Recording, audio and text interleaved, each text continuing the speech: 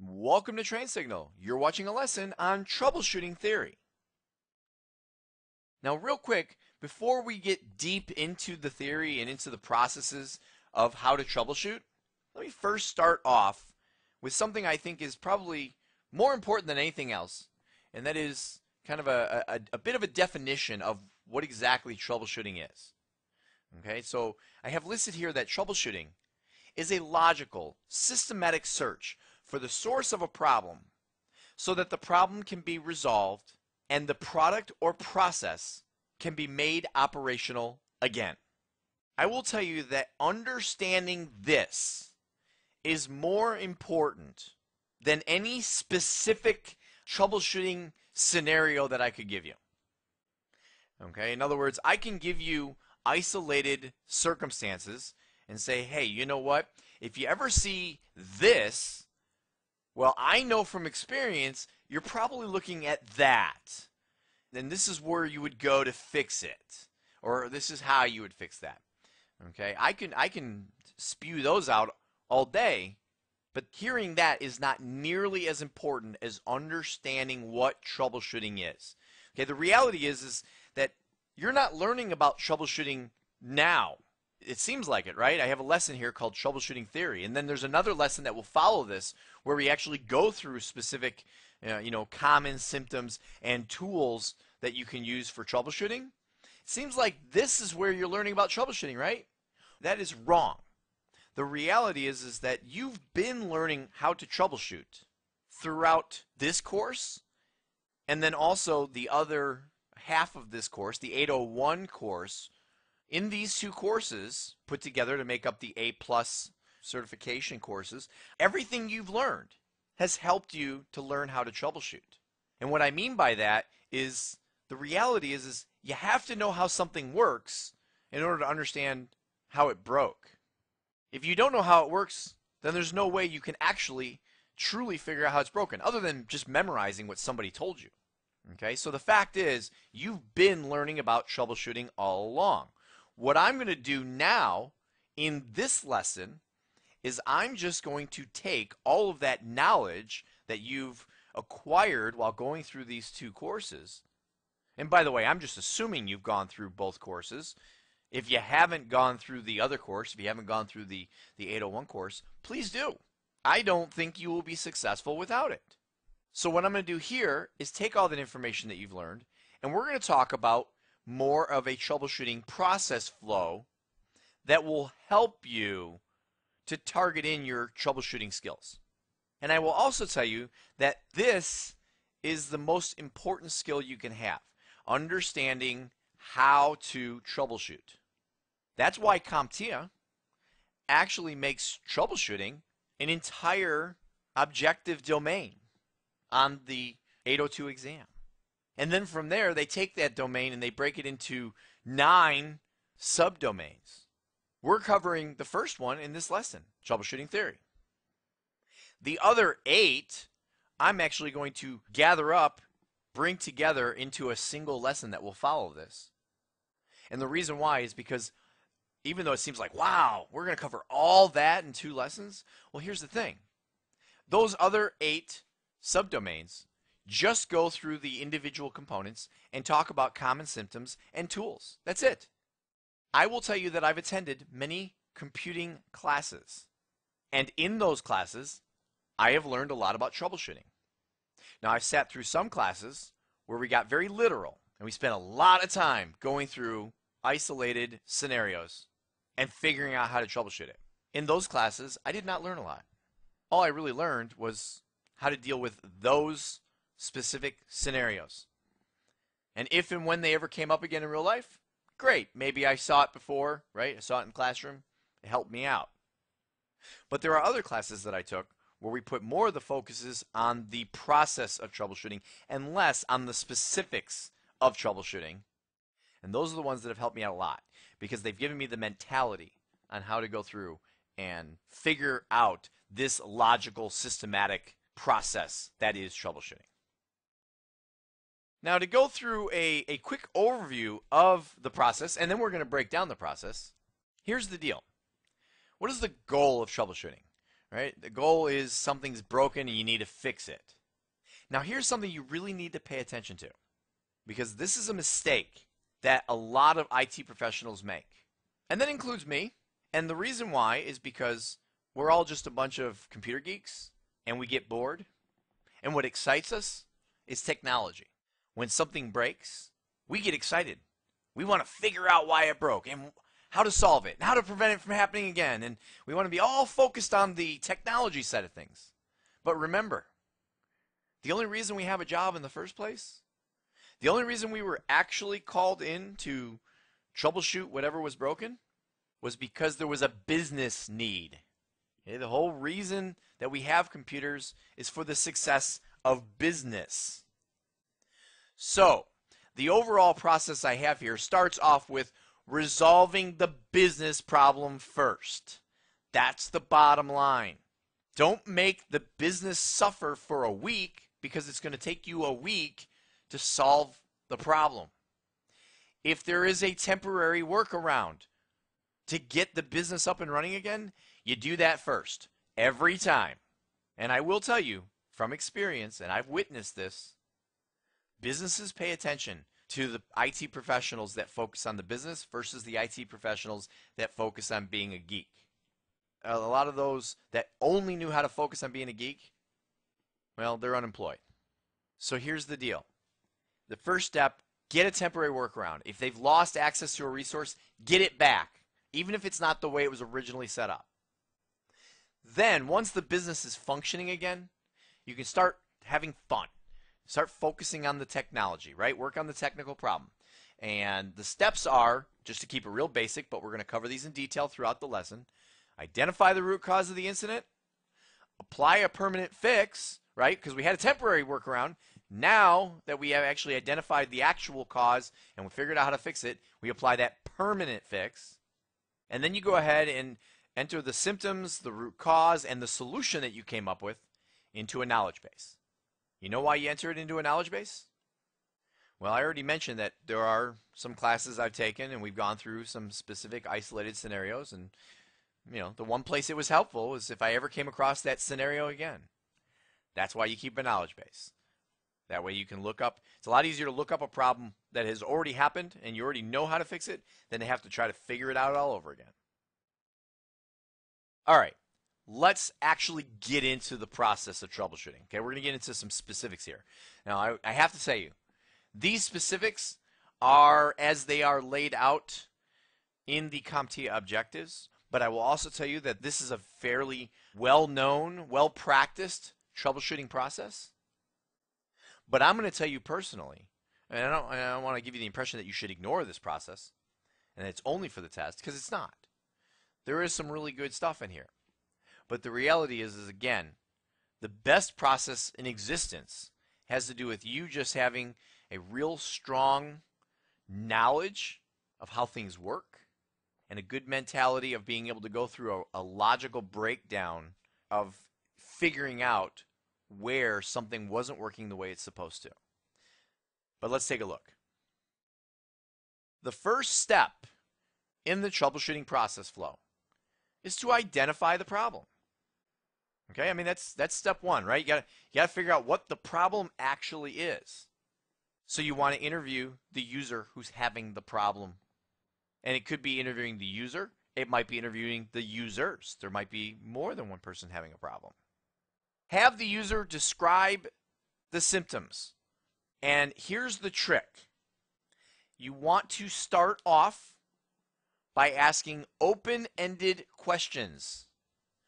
An open-ended question is one that cannot be answered with a yes or no answer. Okay, open-ended means you ask them a question that they're going to have to tell you a story. While they're telling you their story, gather as much information from that as possible. And I will tell you, by the way, there is a bit of a trick to this, because people who don't know what they're doing, want you to think that they know what they're doing, and they will start troubleshooting for you. And this is even worse when you get somebody who really actually does know a little bit about what they're talking about. Okay, so if you get somebody who maybe they don't work in the information technology field, but they like computers as a hobby. Now you get somebody who actually knows a little bit.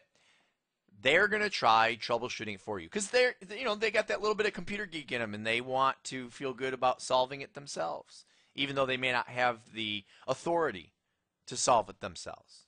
So you want to be careful about listening to the details that they share that are pertinent and ignoring the ones that are not.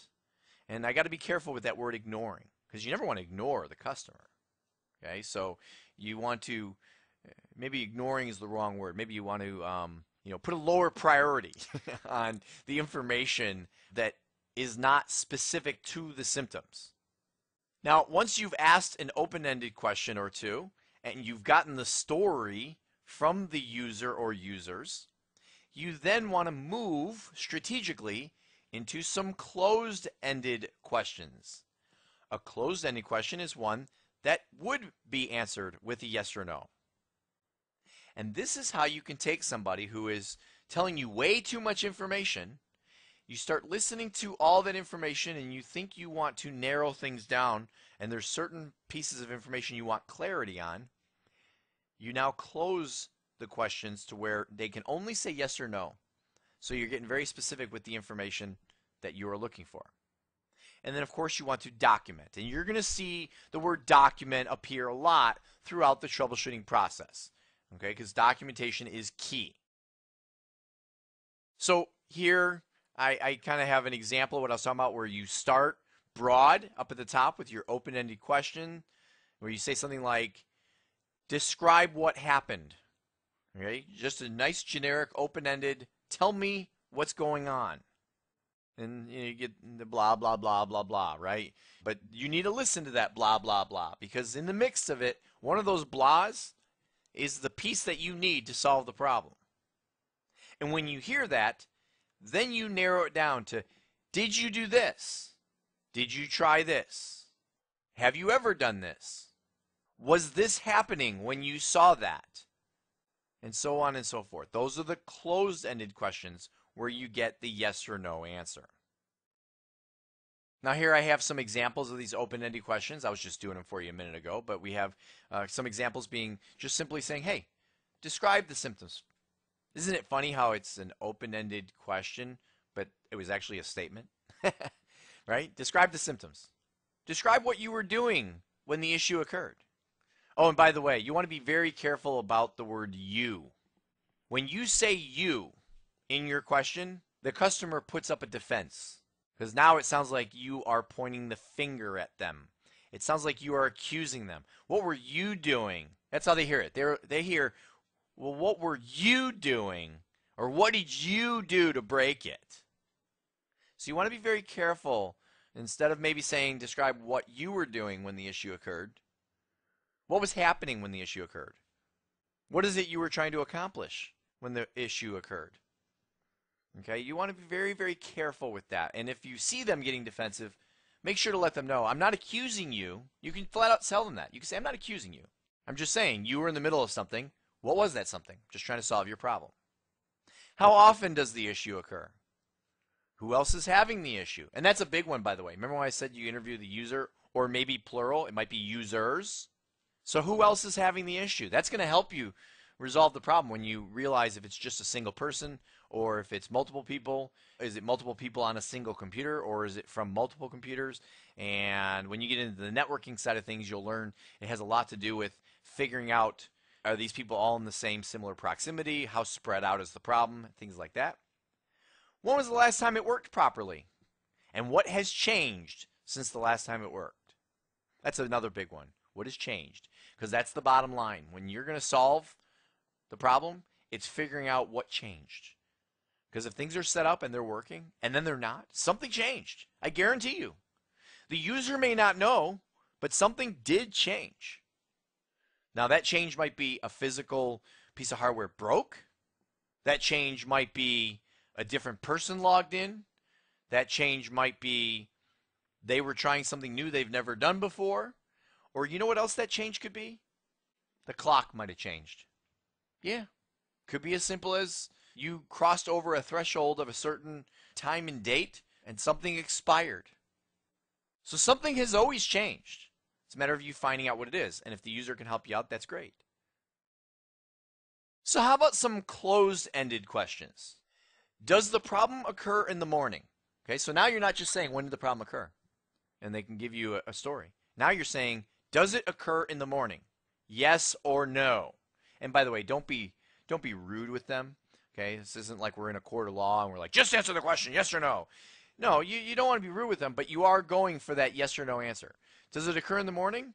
You know what they might say? They might say, well, sometimes, but it also then happens in the afternoon, and even once I saw it in the evening when I was working late at night. Okay, so you got to be careful. You asked a closed-ended question, but you got an open answer. Don't cut them off. Listen to what they're saying, but then you follow that up with another closed-ended question. Does the problem occur with other software? Did you change anything on your computer? Again, there's that word you. They could put up the defense and say, no, I didn't do anything. Okay. Take it easy. Not accusing you. Are you the only one having the issue? That's another fun one. Because you know how they hear it? Are you the only one having the issue? Oh, so now it's my fault because I'm the only one? Yeah, be careful. Can you reproduce the issue? Is that correct? How about that? How about if you actually state something back to the user, which is a very good idea, by the way. Active listening is a really good thing when it comes to troubleshooting and you're trying to identify the problem. If you're going to ask questions, make sure you're listening to the answers, and a great way to show active listening is to repeat back to the user what they said, and then you follow that with, is that correct? Okay. These are yes or no questions that are going to help you out. Now there's a few fun little blurbs that I'll have throughout this lesson here. This first one I have here says, the next best thing to knowing something is knowing where to find it. And I will tell you, there's actually a saying, you know what I should have wrote here instead of that, or along with this, is a common saying I like to say, which is, I don't memorize books, but I remember where I keep them on the shelf. And the meaning behind that is, I don't know everything. No one does. No matter how much they want to claim they do, and no matter how much people want to try to show off like they do, the reality is that you can't know everything. A great troubleshooter will know where to go find the answer. And that's what I mean by, I don't memorize the book, but I do know where it is on the shelf. So I know where to go find that book that's going to be my resource to go find the answer. The next step in the troubleshooting process is to establish a theory of probable causes. And in the objectives, I will tell you, they even put in parentheses, question the obvious.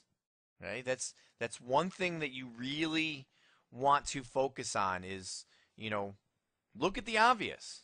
Look for a probable cause. Question the obvious. Don't automatically rule it out just because it's obvious. That's another big mistake that us computer geeks tend to make. We want to have that huge challenge.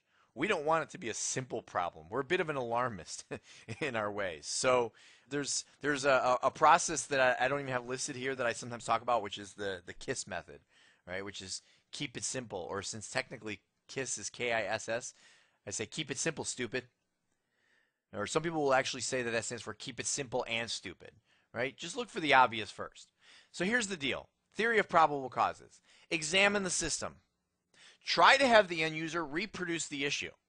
It's going to be a lot easier to fix if you can see it not going right. An intermittent issue is a lot harder to fix than one that can be reproduced. Try to run some basic, and I have here non-obtrusive, or maybe we'll say less obtrusive tests. Try to do things that don't interfere with the user and the way the user would normally use the system, and also not to dramatically affect the system. And we'll see a little bit more about that when it comes to actually, digging yourself into a deeper hole by making too many changes to a system. Okay, so you want to try to run tests that don't actually affect the user system. Research knowledge bases, and you're going to look for things like recent changes to the target system, right? If there's a problem with a system, look and see, have any incident tickets been taken out recently, any change management tickets, which would show you if something changed on the system, or any kind of a service request ticket. Okay, look to see if, maybe you're working on something that already has been called in previously. I mean, there are instances where one user will be on a system and they're not the only user on that system. And so now there's a second user on the system now complaining of the exact same thing. Look to see if there's any documentation of that happening, and maybe you can take advantage of something that somebody else already found. You can also search the internet, right? When we talk about making sure, if you don't know the answer, you know where to go find it. Well, the internet is a great resource. You want to be careful with this resource because the internet is open and anybody can post anything, which means anybody could say, hey, if you ever see this problem, this is what you do. And they either were doing that because, and by the way, I should clarify, and it wasn't the right answer. Matter of fact, sometimes those answers can cause more harm. But here's the thing. Why does this happen? Well, either somebody didn't really know as much as they thought they knew, or there are actually mean people out there who will intentionally do that to force you into doing stupid things by following their instructions. And then there are people out there who actually, want to get viruses and other stuff spread by giving you instructions that would cause the implementation of a virus rather than fixing your problem. So you want to be a little bit careful with the internet, but you do want to search the internet, and I will say trusted knowledge bases on the internet for solutions. Now, another thing you can do when looking for probable causes is you interviewed the user, you've inspected the computer, and you've done some research, possibly out on the internet. You want to develop a list of possible causes. You want to categorize the list into potentially a hardware issue or a software issue. Is it local to the computer or is it a networking issue? Or possibly, is it truly an end user error? Right? I told you to be careful not to be accusing the user, but the reality is very often it is the user's fault. Now, it doesn't mean it's their fault as in they are incompetent and that they did something wrong. No, they're just doing their jobs. But in the course of trying to do their job, they actually did something wrong, which causes the problem.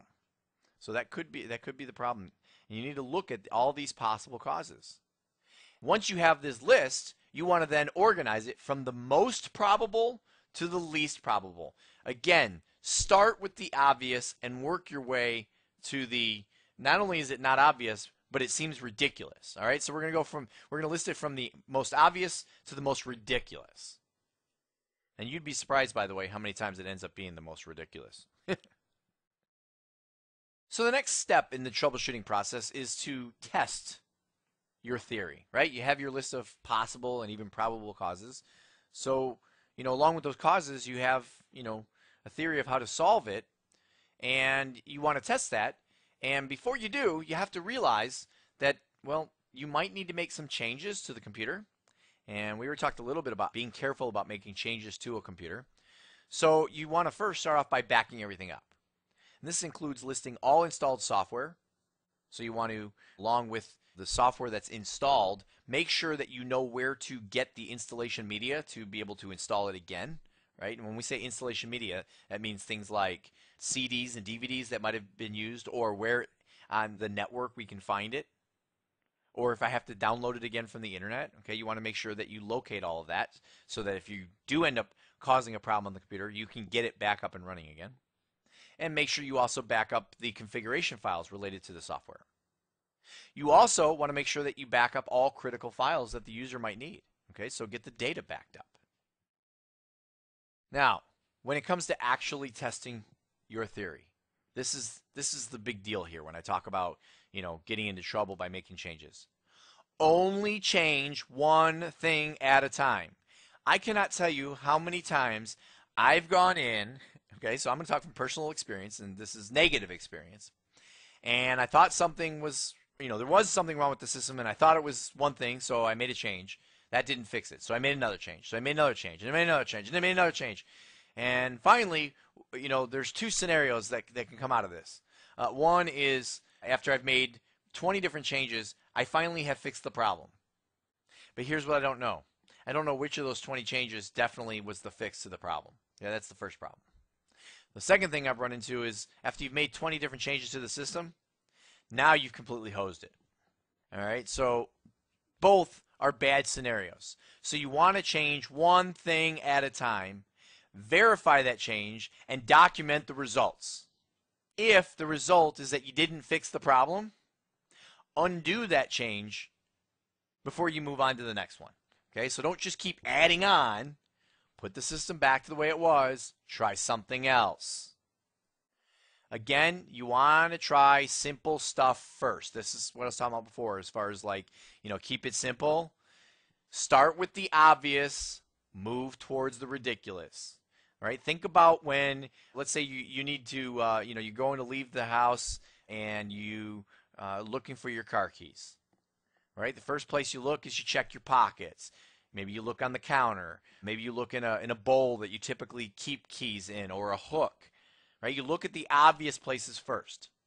And then when that doesn't work, you start moving to the more obscure, the more ridiculous places that you might have somehow lost your keys, right? You start digging to see if it fell, into the couch cushions or under the couch or behind the bed, or you start looking in crazy places. I can tell you an example of one time where I was looking for my car keys and I got so desperate, I was like opening the refrigerator, looking in the fridge, see if I could find, maybe I left the car keys there. And you want to hear an even funnier story? This wasn't me, it was somebody else. One time I was telling this story and they said, you know what's funny? I actually found my keys in the fridge. Yeah, they were telling me that as ridiculous as that sounds, well, they actually did that. They had their keys in their hand when they had come in the last time they came home. They were so thirsty, they went straight to the fridge, and there was like a bottle of water, and I guess they set the keys down, grabbed the bottle of water, took a drink, and, well, lo and behold, when they went to go leave, the keys were still sitting in the fridge. So even though it might sound ridiculous, you do work your way towards the ridiculous. But don't start there. Okay? You're not going to start by looking at in the fridge for your keys. Now, some other testing guidelines that I'd like to go over with you here is the idea of trading suspected bad for known good.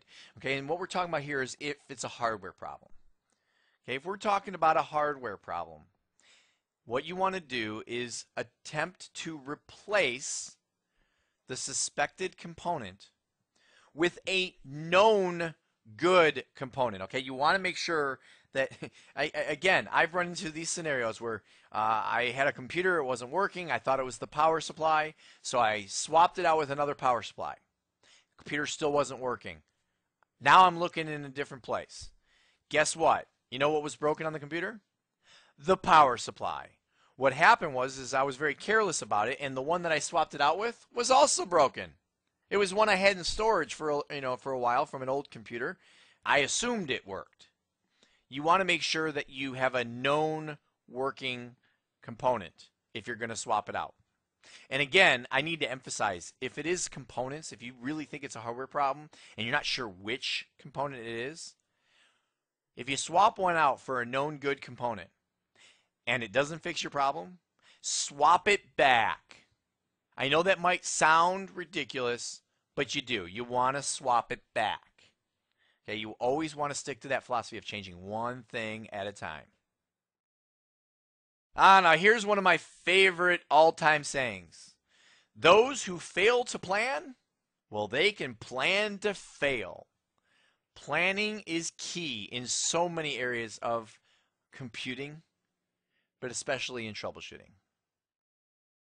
Don't just wing it, right? You think you solved the problem, you think you know what's wrong, and I'm just going to go ahead and I'm going to put in my solution. I'm just going to start doing stuff. That's where you get into a problem. That's where you get into those scenarios I talked about where you now tried 20 different things because you weren't really planned. You just started doing stuff. No, create a plan. Okay, and this, I will tell you the exact verbiage on the CompTIA objectives is establish a plan of action to resolve the problem and implement the solution. And you know what's funny is the planning part is the part that gets ignored. People think this step just means have a plan of action to resolve the problem. Yeah, it is, but make sure you plan it out. Most solutions require some level of this planning. Consider several options. Okay, and again, try to be as the least amount of invasiveness as possible. All right, you want to try the least invasive solution. You want to, not do major things to a system unless you have to. Document all solutions before they are implemented, right? So document what you're doing so that when you do it and it works, you don't end up in that scenario, which I've had happen, that you fix it and go, yeah, I fixed it. Now what the heck did I do? No, actually plan it out and have it documented so that when it works, you can go, yeah, it worked. And this is what I did. Planning should include your test plans, deployment plans, backing out plans, right? If you're going to try something, how do I get out of it if it doesn't work? And communication plans. How am I going to share information about what we did with the user, with the knowledge base, with which would be like sharing with your peers, Hey, I had this crazy problem today, and this is how I solved it. Yeah, that's always fun to tell stories, but you should have a little bit better communication than that. Make sure you have the proper level of authorization before implementing a fix. Okay, so if you're going to mess with a customer's computer, make sure they know exactly what you're about to do to their system and they say okay. If it's a corporate computer, maybe you need management's approval.